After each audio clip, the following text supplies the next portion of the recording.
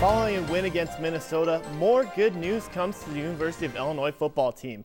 Illinois coach Tim Beckman says he expects to get Wes Lunt back from injury in time for the November 15th game against Iowa. Lunt suffered a fractured fibula in the game against Purdue, and U of I has only won one game since Lunt's absence and have a record of 4-4 on the season.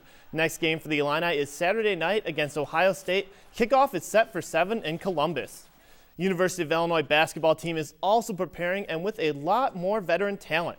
The Illini opened last season with 9 new faces on a roster of 15, and this year, head coach John Gross says expectations are higher. He expects Illinois to score more than 64 points a game it averaged last season after adding a proven scorer in transfer guard Ahmad Starks. Starks will be expected to pick up the slack at point guard with starter Tracy Abrams out for the season with a torn ligament in his right knee. U of I opens its season on November 14th against Georgia Southern. University of Illinois says it is evaluating the condition of the new basketball court inside the State Farm Center. Officials say a blocked storm drain line caused several inches of water to settle on the arena floor around 3 this morning. The school says the court can't be fixed, and the university will if the court can't be fixed, it will secure an alternate playing service in time for the season that starts next week. The men's team is scheduled to open with an exhibition against Quincy on November 7th, and the women's team faces Milliken on November 8th. One local community college is getting ready to honor one of its most successful coaches. Lakeland College Athletics will honor Jim Dudley, a former Lakers men's basketball coach and athletic director who won more than 400 games in his career. The ceremony will take place during halftime of Lakeland's second game of the Laker Classic, Saturday against Three Rivers Community College. Dudley will be available before the game at 5:30 in the team's field house for a pregame reception.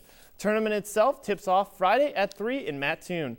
Heading into Monday's game against Washington, the Dallas Cowboys were in first place and a sure thing for their 7th win of the season. Now they are still in first place, but their postseason hopes look a little more bleak.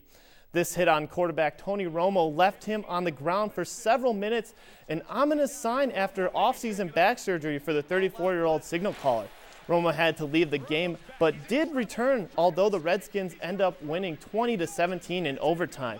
Dallas head coach Jason Garrett says the injury is officially a back contusion after x-rays came back negative. The Chicago Blackhawks are on home ice again tonight, and they're hosting the Anaheim Ducks, a team they defeated in 2 of 3 matchups last season, including a victory at the United Center.